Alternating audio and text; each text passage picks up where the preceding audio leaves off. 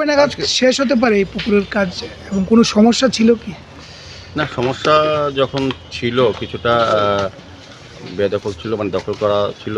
আশেপাশে যারা থাকেন কিছু কিছু লোক খালি জায়গা পাওয়াতে বা বিভিন্ন অনেক বছর ধরে পরিত্যক্ত অবস্থায় ছিল, সংস্কার হচ্ছিল না, সেই কারণে হয়তো অনেকেই কিছুটা জায়গা দখল করে রেখেছিল। সেগুলি আমরা দখলমুক্ত যতটা সম্ভব করা হয়েছে। তো এটা কাজ শুরু হয়ে গেছে। আমার বিশ্বাস যে আগামী 5-6 মাসের মধ্যে এটা ব্যবহারযোগ্য করতে পারি যদি প্রকৃতি সাহায্য করে। সেভাবেই এজেন্সিকে বলা হয়েছে, আমাদের অফিসারও আমাদের ইঞ্জিনিয়াররাও দেখছেন।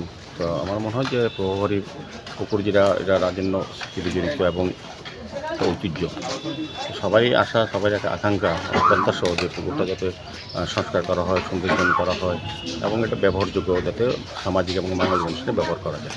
সেই এলাকার যারা বসবাস করে পুকুরের পাশে তারাও সহযোগিতা হাত বাড়িয়ে দিয়েছেন। আর প্রয়োজনে যদি তারপরে যদি কাজ করতে কারো অসুবিধা হয় তো আইনগতভাবে যদি বাধা দেখেও বা সমস্যার সৃষ্টি করে আইনগতভাবে ব্যবস্থা গ্রহণ করা হয়। আপাতদৃষ্টিতে আমার মনে হয় যে কোনো সম্ভাবনা থাকবে না।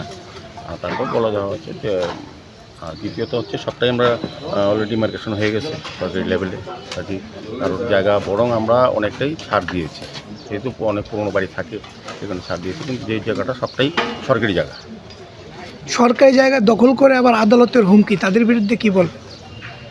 না, আদালতও যেতেই পারে, এটা আমার গণতান্ত্রিক অধিকার যেতে পারে।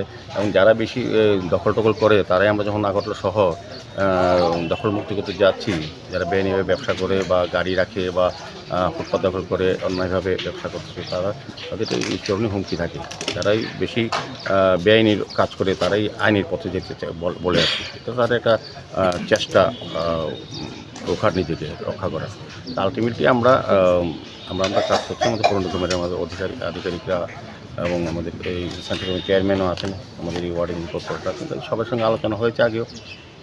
এবং মাননীয় মুখ্যমন্ত্রীও চাইছেন যত দ্রুত সম্ভব এই কাজটা শেষ করা এবং জনগণের ব্যবহারের জন্য প্রহরী যে ঐতিহ্য অনুযায়ী সেটা তুলে দেওয়া। সেভাবেই আমাদের কাজ চলছে।